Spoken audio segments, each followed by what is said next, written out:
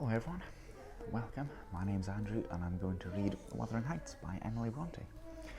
I intend to do this over the next few weeks and months, so make sure you've subscribed to me so you can catch the rest of the book and anything else that I do as well. I'm in a cafe, I'm having some coffee and some caramel cake, so you'll just have to excuse me as I'm eating. Like that. I'm drinking.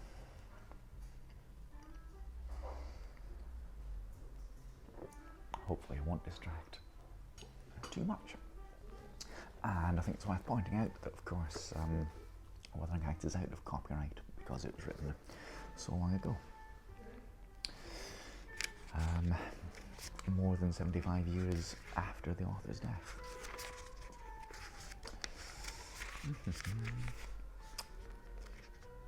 Right, where are we? There. Wuthering Heights, a novel by Ellis Bell. But of course that's Emily Brontë under another name. I'll let the ambulance or police car go past. Right, Chapter 1, Part 1. 1801. I have just returned from a visit to my landlord, the solitary neighbour that I shall be troubled with. This is certainly a beautiful country. In all England, I do not believe that I could have fixed on a situation so completely removed from the star of society. A perfect misanthropist's heaven, and Mr. Heathcliff and I are such a suitable pair to divide the desolation between us. A capital fellow. He little imagined how my heart warmed towards him when I beheld his black eyes withdraw so suspiciously under their brows as I rode up, and when his fingers sheltered themselves with a jealous resolution still further in his waistcoat as I announced my name. "And Mr. Heathcliff?" I said. A nod was the answer. "Mr. Lockwood, your new tenant, sir. I do myself the honour of calling as soon as possible after my arrival to express the hope that I have not inconvenienced you by my perseverance in soliciting the occupation of Thrushcross Grange. I heard yesterday you had some thoughts." "Thrushcross Grange is my own, sir," he interrupted, wincing. "I should not allow any one to inconvenience me if I could hinder it. Walk in." Let's have a bit of cake. The walk-in was uttered with closed teeth and expressed the sentiment, "Go to the deuce." Even the gate over which he leant manifested no sympathising movement to the words, and I think that circumstances determined me to accept the invitation. I felt interested in a man who seemed more exaggeratedly reserved than myself.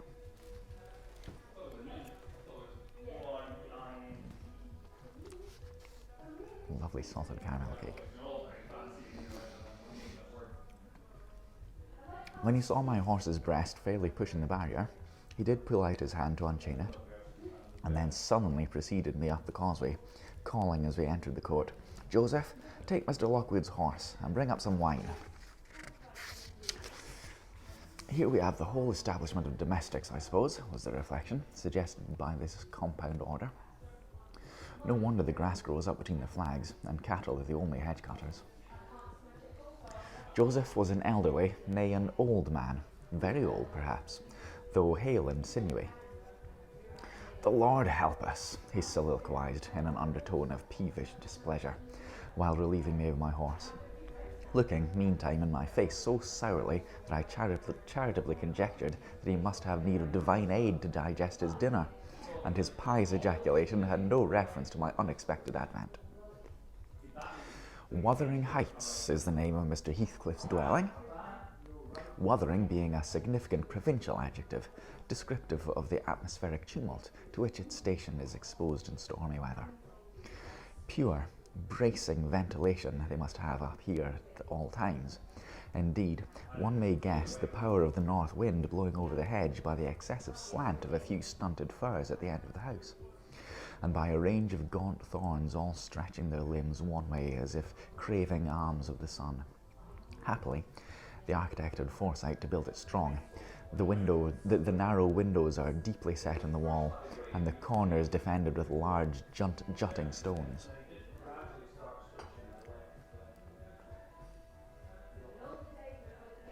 Before passing the threshold, I paused to admire a quantity of grotesque carving lavished over the front, and especially about the principal door, above which a wilderness of crumbling griffins and shameless little boys.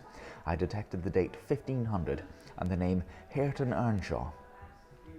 I would have made a few comments and requested a short history of the place from the surly owner, but his attitude at the door appeared to demand my speedy entrance or complete departure, and I had no desire to aggravate his impatience previous to inspecting the penetralium. Penetralium? Presumably that's the entranceway. One step brought us into the family sitting room without any introductory lobby or passage. They call it here the house, preeminently. It includes kitchen and parlour, generally, but I believe at Wuthering Heights the kitchen is forced to retreat altogether into another quarter. At least I distinguished a chatter of tongues and a clatter of culinary utensils deep within, and I observed no signs of roasting, boiling or baking about the huge fireplace, nor any glitter of copper saucepans and tin colanders on the walls. One end, indeed, reflected splendidly both light and heat from ranks of immense pewter dishes interspersed with silver jugs and tankards, towering row after row in a vast oak dresser to the very roof. The latter had never been underdrawn, its entire anatomy laid bare to the inquiring eye, except where a frame of wood laden with oatcakes and clusters of legs of beef, mutton and ham concealed it. Above the chimney were sundry villainous old guns and a couple of horse pistols, and by way of ornament 3 gaudily painted canisters disposed along its ledge.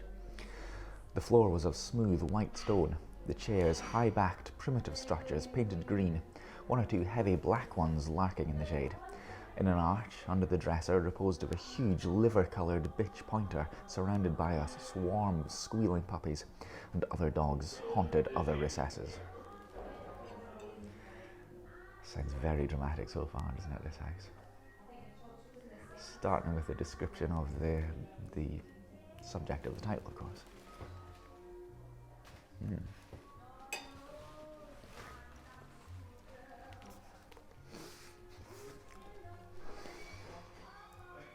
The apartment and furniture would have been nothing extraordinary as belonging to a homely northern farmer with a stubborn countenance and stalwart limbs, set out to advantage in knee breeches and gaiters.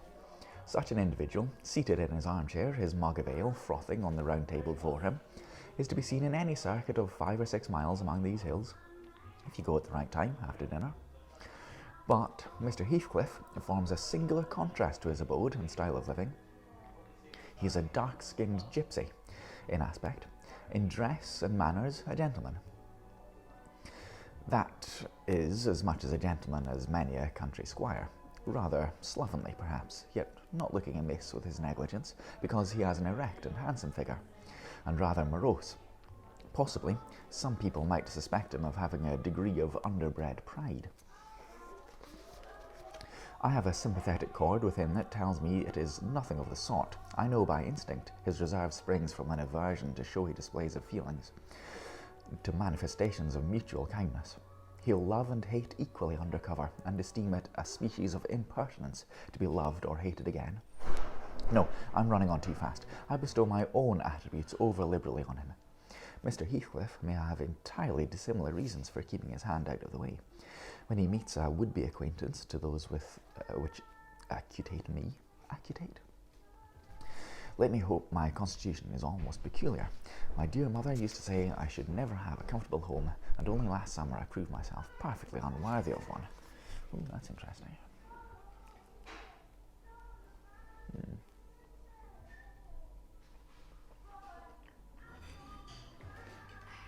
There's bits of fudge on top of this cake. It's really nice.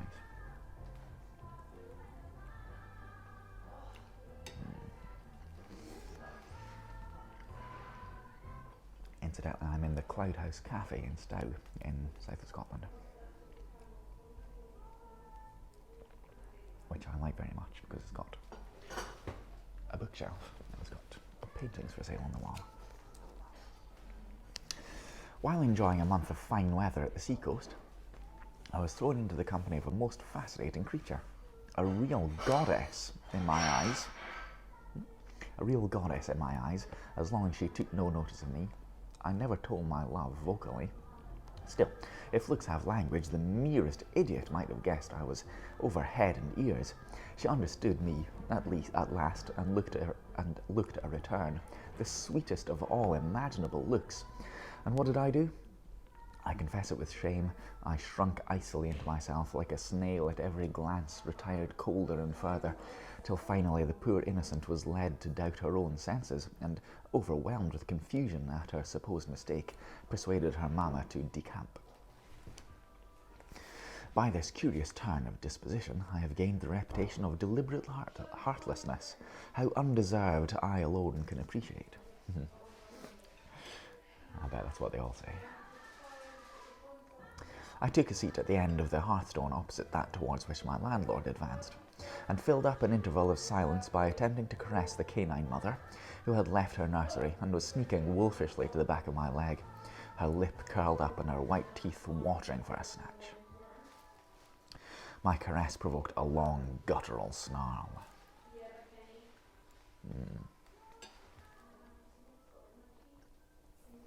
Shall I try a long, guttural snarl?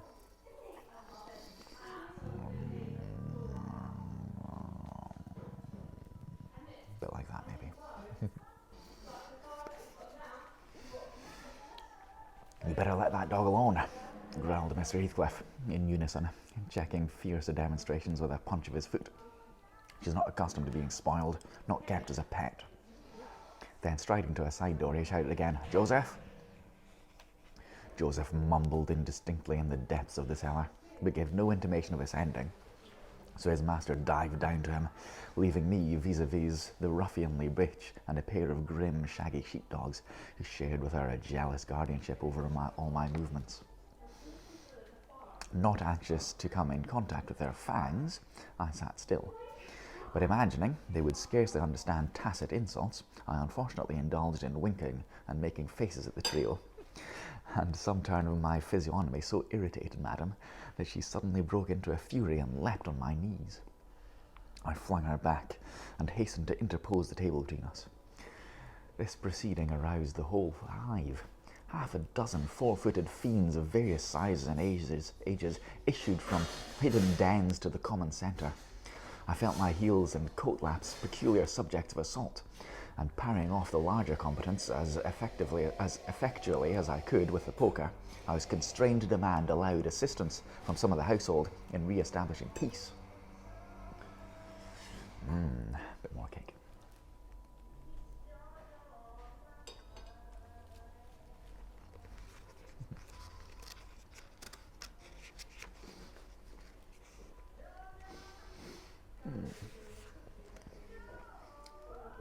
Mr. Heathcliff and his man climbed the cellar stairs with vexatious phlegm. That's a good phrase, isn't it? Climbed the cellar steps with vexatious phlegm. I don't think they moved 1 second faster than usual, though the hearth was an absolute tempest of worrying and yelping. Happily, an inhabitant of the kitchen made more dispatch. A lusty dame with tucked-up gown, bare arms, and fire-flushed cheeks rushed into the midst of us flourishing a frying pan, and used that weapon and her tongue to such purpose that the storm subsided magically, and she only remained heaving like a sea after a high wind, with her master entered on the scene. "What the devil's the matter?" he asked, eyeing me in a manner I could ill endure after this inhospitable treatment. "What the devil indeed?" I muttered. "The herd of possessed swine could have had no more spirits in them than those animals of yours, sir. You might as well leave a stranger with a brood of tigers." Sure.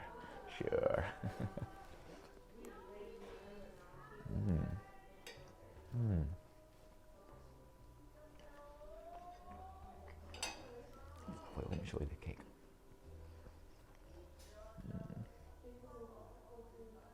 It's very nice. "They won't meddle with parsons who touch nothing," he remarked, putting the bottle before me and restoring the displaced table. "The dogs do right to be vigilant. Take a glass of wine?" "No, thank you." "Not bitten, are you?" If I had been, I would have set my signet on the biter. Heathcliff's countenance relaxed into a grin. Come, come, he said, you are flurried, Mr. Lockwood. Here, take a little wine. Guests are so exceedingly rare in this house that I and my dogs, I am willing to own, hardly know how to receive them. Your health, sir. I bowed and returned the pledge, beginning to perceive that it would be foolish to sit sulking for the misbehaviour of a pack of curs. Besides, I felt loath to yield the fellow further amusement at my expense, since his humour took that turn. He, probably swayed by prudential considerations of the folly of offending a good tenant, relaxed a little, in the laconic style of chipping off his pronouns and auxiliary verbs, and introduced what he supposed would be a subject of interest to me, a discourse on the advantages and disadvantages of my present place of retirement. I found him very intelligent on the topics we touched, and before I went home I was encouraged so far as to volunteer another visit tomorrow. He evidently wished no repetition of my intrusion. I shall go, notwithstanding. It is astonishing how sociable I feel myself compared with him. End of chapter 1.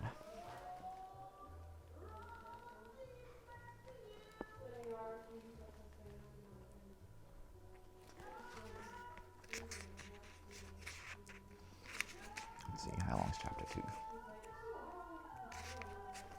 Let's read chapter 2.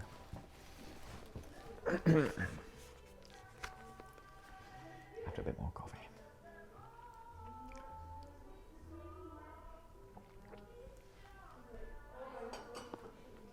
Chapter 2. Yesterday afternoon, set in misty and cold, I had half a mind to spend it by my study fire, instead of wading through the heath and mud to Wuthering Heights.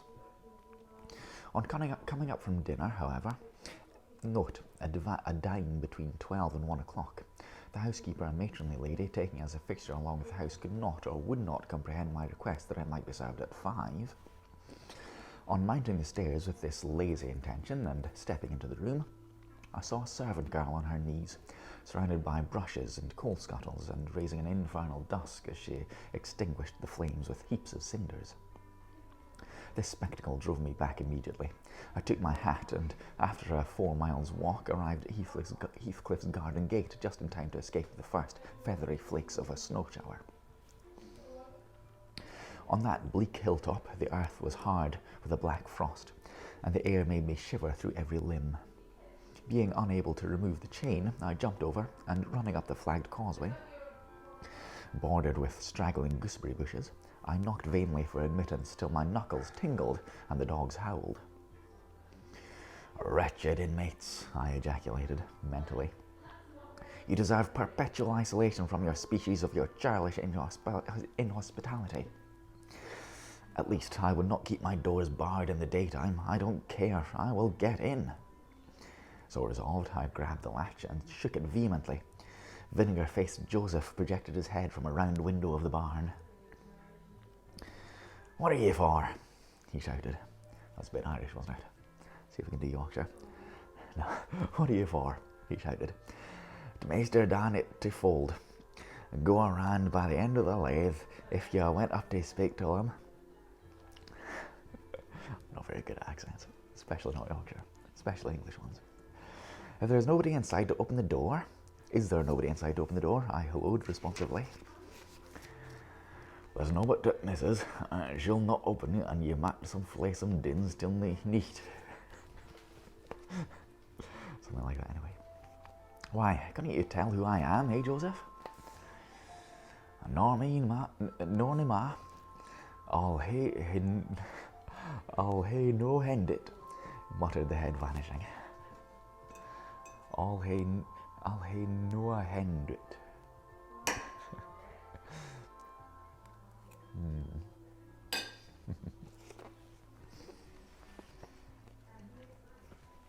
The snow began to drive thickly.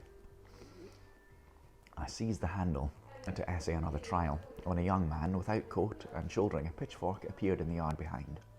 He hailed me to follow him, and after marching through a washhouse and a paved area containing a coal shed, pump and pigeon cote,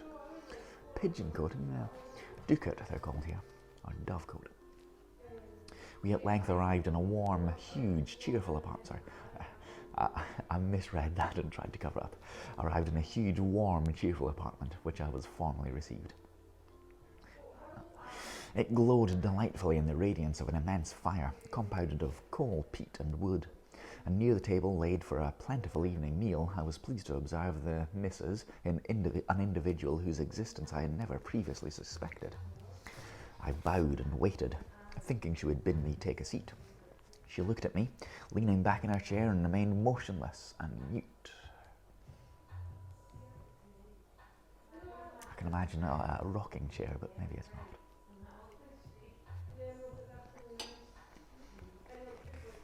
Rough weather, I remarked. I'm afraid, Mrs. Heathcliff, the door must bear the consequence of your servant's leisure attendance. I had hard work to make them hear me. She never opened her mouth. I stared. She stared also. At any rate, she kept her eyes on me in a cool, regardless manner, exceedingly embarrassing and disagreeable. Sit down, said the young man gruffly. He'll be in soon. I obeyed and hemmed, and called the villain Juno, who deigned at this second interview to move the extreme tip of her tail in between in token of owning my acquaintance. A beautiful animal, I commenced again. Do you intend parting with the little ones, madam? They are not mine, said the amiable hostess, more repellingly than Heathcliff himself could have replied. So I'll say that again. They are not mine.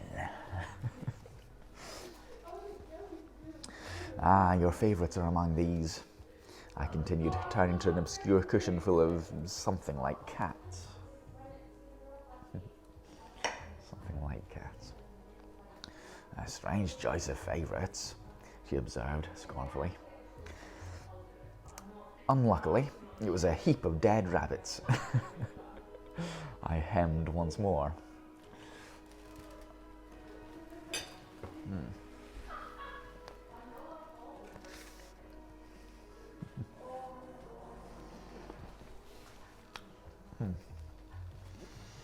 I hemmed once more and drew closer to the hearth, repeating my comment on the wildness of the evening. He should not have come out, she said, rising and reaching from her chimney-piece 2 of the painted canisters. Her position before was sheltered from the light. Now I had a distinct view of her whole figure and countenance. She was slender and apparently scarcely past girlhood, an admirable form and the most exquisite little face that I've ever seen and had the pleasure of beholding. Small features, very fair, flaxen ringlets, or rather golden, hanging loose on her delicate neck and eyes. Had they been agreeable in expression, they would have been irresistible. Fortunately for my susceptible heart, the only sentiment they evinced hovered between scorn and a kind of desperation, singularly unnatural to be detected there. The canisters were almost out of her reach, and I made a motion to aid her. She turned upon me as a master might turn if anyone attempted to assist him in counting his gold.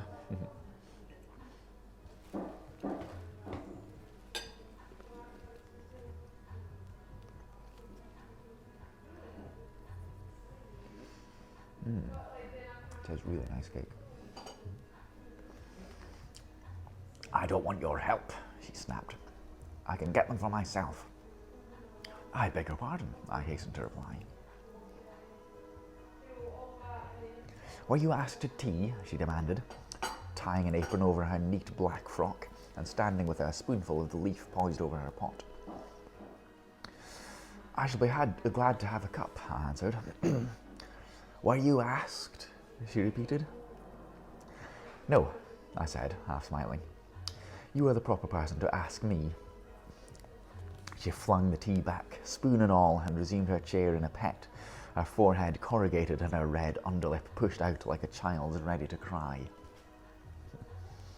Meanwhile, the young man had slung onto his person a decidedly shabby upper garment and, erecting himself before the blaze, looked down on me from the corner of his eyes, for all the world as if there was some mortal feud unavenged between us. I began to doubt whether he were a servant or not. His dress and speech were both rude, entirely devoid of the superiority observable in Mr. and Mrs. Heathcliff. His thick brown curls were rough and uncultivated. His whiskers encroached bearishly over his cheeks, and his hands were embrowned like those of the common labourer. Still, his bearing was free, almost haughty, and he showed none of a domestic's assiduity in attending on the lady of the house. Assiduity or assiduity? Assiduity, let's go with that.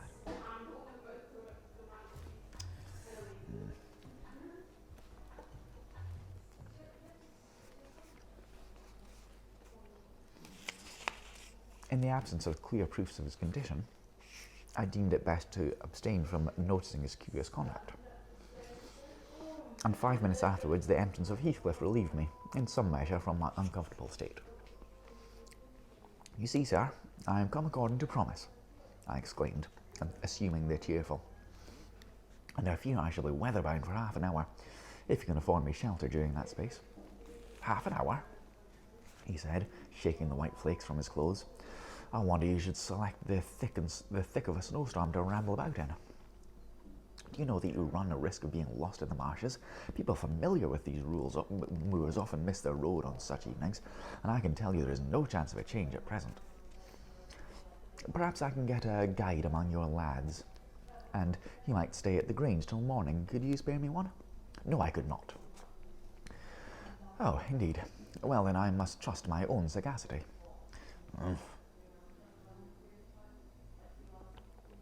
"Are you going to Aston tea?" he demanded of the shabby coat, shifting his ferocious gaze from me to the young lady. "Is he to have any?" she asked, appealing to Heathcliff. "Get it ready, will you?" was the reply. I like this pair, don't you? All three of them are like. "Get it ready, will you?" was the answer, uttered so savagely that I started. The tone in which the words were said revealed a genuine bad nature.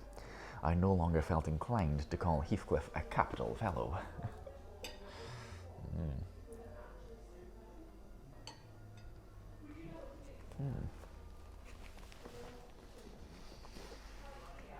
When the preparations were finished, he invited me with, "Now, sir, bring forward your chair," and we all, including the rustic youth, drew round a table, an austere silence pervading while we discussed our meal. I thought, if I had caused the cloud, it was my duty to make an effort to dispel it. They could not every day sit so grim and taciturn, and it was impossible, however ill-tempered they might be, that the universal scowl they wore was their everyday countenance. "It is strange," I began, in the interval of swallowing one cup of tea and receiving another. "It is strange how custom can mould our tastes and ideas. Many could not imagine the existence of happiness in a life of such complete exile from the world as you spend, Mr. Heathcliff. Yet I'll venture to say that, surrounded by your family and with your amiable lady as the presiding genius of your home and heart—" "My amiable lady?" he interrupted, with an almost diabolical sneer on his face. "Where is she, my amiable lady?" "Mrs. Heathcliff, your wife, I mean." "Well, yes. Oh, would you intimate that her spirit has taken the post of ministering angel and guards the fortune of Wuthering Heights even when her body is gone? Is that it?" Perceiving myself in a blunder, I attempted to correct it. I might have seen that there was too great a disparity between the ages of the parties to make it likely that they were man and wife. One was about 40, a period of mental vigour at which men seldom cherish the delusion of being married for love. By girls, that dream is reserved for the solace of their declining years. The other did not look 17. Then it flashed upon me. The clown at my elbow, who is drinking his tea out of a basin and eating his bread with unwashed hands, may be her husband, Heathcliff Junior, of course. Here is the consequence of being buried alive. She has thrown herself away upon that boor from sheer ignorance that better individuals existed. A sad pity. I must beware how I cause her to regret her choice. Yeah, she's certainly got the male attitude, right, hasn't she?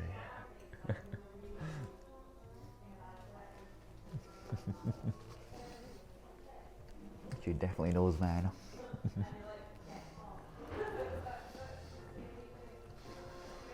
The last reflection The last reflection may seem conceited. It was not.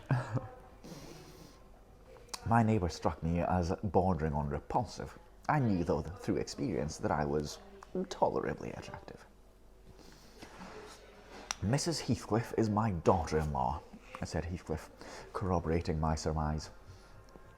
He turned, as he spoke, a peculiar look in her direction, a look of hatred, unless he has a most perverse set of facial muscles that will not, like those of other people, interpret the language of his soul. Ah, certainly, I see now you are the favoured possessor of the beneficent fairy, I remarked, turning to my neighbour. This was worse than before. The youth grew crimson and clenched his fist with every appearance of a meditated assault.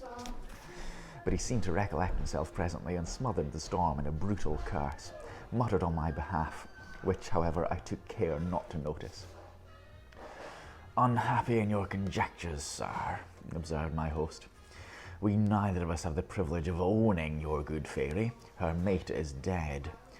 I said she was my daughter-in-law, therefore she must have married my son.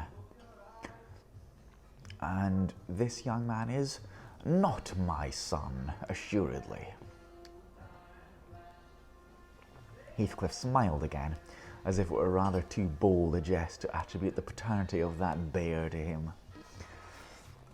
My name is Hareton Earnshaw, growled the other, and I'd counsel you to respect it. I've shown no disrespect, was my reply, laughing internally at the dignity with which he announced himself again. He fixed his eye on me longer than I cared to return the stare, for fear I might be tempted either to box his ears or render my hilarity audible. I began to feel unmistakably out of place in that pleasant family circle. The dismal spiritual atmosphere overcame and more than neutralized the glowing physical comforts around me, and I resolved to be cautious how I ventured under those rafters a third time. The business of eating was concluded, and no one uttering a word of sociable conversation, I approached a window to examine the weather. A sorrowful night, I saw. Dark night coming down prematurely, and sky and hills mingled in one bitter whirl of wind and suffocating snow. I don't think it possible for me to get home now, without a guide. I could not help exclaiming. The roads will be buried already, and if they were bare, I could scarcely distinguish a foot in advance. Hareton, drive those dozen sheep into the barn porch. They'll be covered if left in the fold all night, and put a plank before them, said Heathcliff. A little bit more cake, a little bit more cake.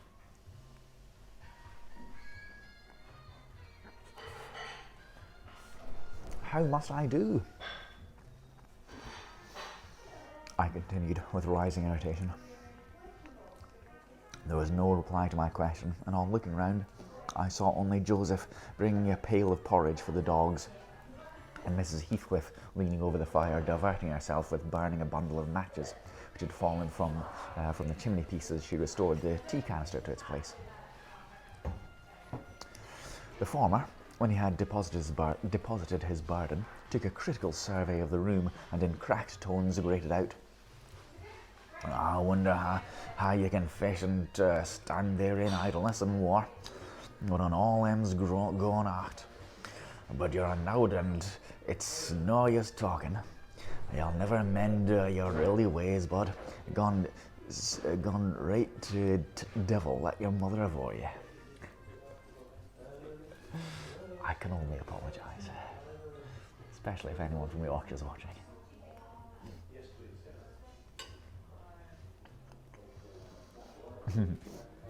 I imagined for a moment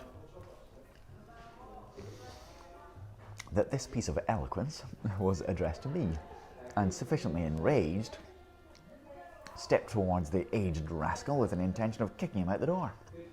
Mrs. Heathcliff, however, checked me by her answer. You scandalous old hypocrite, she replied. Are you not afraid of being carried away bodily whenever you mention the devil's name? I warn you to refrain from provoking me, or I'll ask your abduction as a special favour. So, look here, Joseph, she continued, taking a long, dark book from a shelf. I'll show you how far I've progressed in the black art. I shall soon be competent to make a clear house of it. The red cow didn't die by chance, and your rheumatism can hardly be reckoned among providential visitations. Oh, wicked, wicked, gasped the elder. May the Lord deliver us from evil. No, reprobate, you are a castaway. Be off, or I'll hurt you seriously. Ooh, I'll hurt you seriously.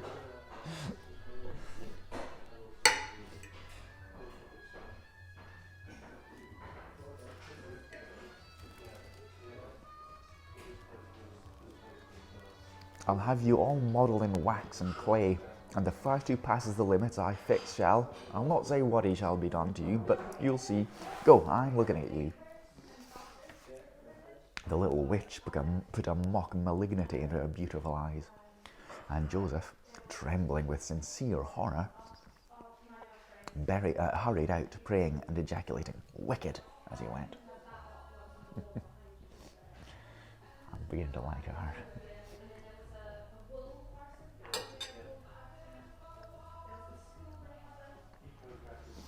I thought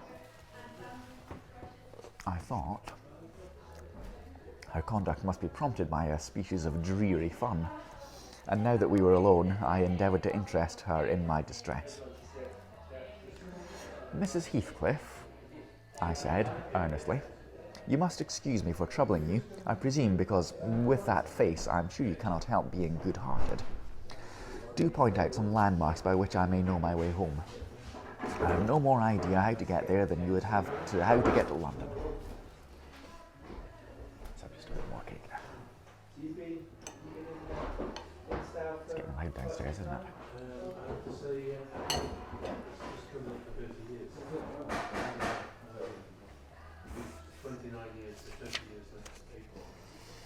"Take the road you came," she answered, ensconcing herself in a chair with a candle, and the long book open before her. "It is brief advice, but as sound as I can give.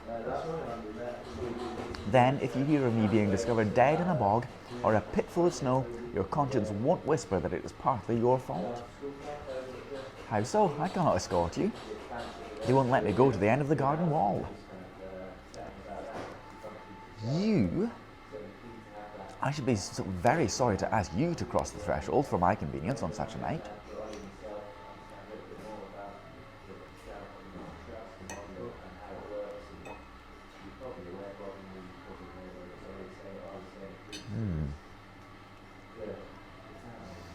"I want you to tell me my way, not show it, or else to persuade Mr. Heathcliff to give me a guide." "Who? There is himself, Earnshaw, Zillah, Joseph, and I. Which would you have? Are there no boys in the farm?" "No, those are all." "Then it follows that I am compelled to stay."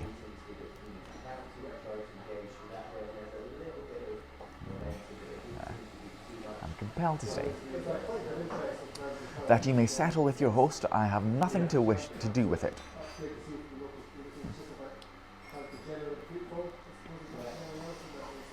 "I hope it will be a lesson to you. To make no more rash journeys on these hills," cried Heathcliff's stern voice from the kitchen entrance. "As to staying here, I don't keep accommodations for visitors. You must share a bed with Hareton or Joseph if you do." "I can sleep on a chair in this room," I replied. No.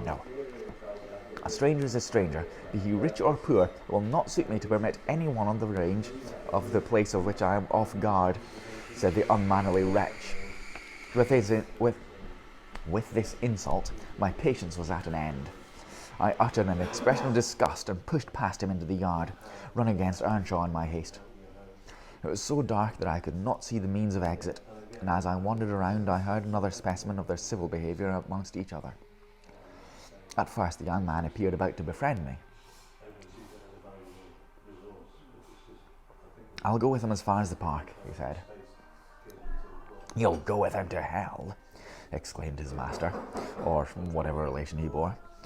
"And who is it to look after the horses, eh?" "A man's life is of more consequence than one evening's neglect of the horses. Somebody must go," murmured Mrs. Heathcliff, more kindly than I expected. "Not at your command," retorted Hareton. If you set store on him, you'd better be quiet. Then I hope his ghost will haunt you, and I hope Mr. Heathcliff will never get another tenant till the Grange is a ruin, she answered sharply. Hearken, hearken, she's garsing on him, muttered Joseph, towards whom I had been steering. He sat within an earshot. He sat within earshot, milking the cows by the light of a lantern, which I seized unceremoniously, and calling out that I would send it back on the morning, rushed to the nearest postern.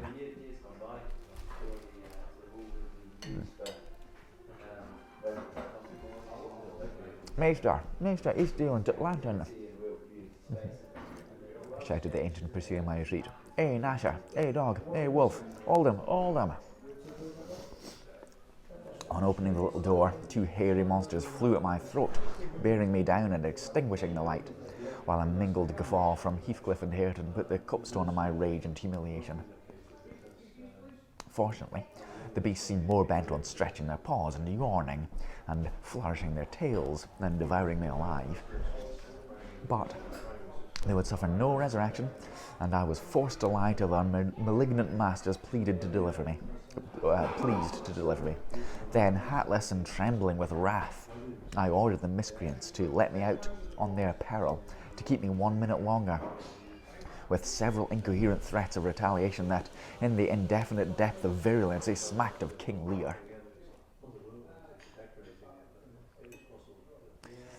The vehemence of my agitation brought on a copious bleeding at the nose, and still Heathcliff laughed, and still I scolded.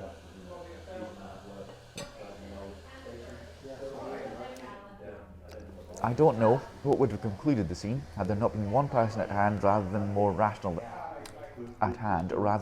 than myself, and more benevolent than my entertainer. This was Zillah, the stout housewife, who at length issued forth to inquire into the nature of the uproar.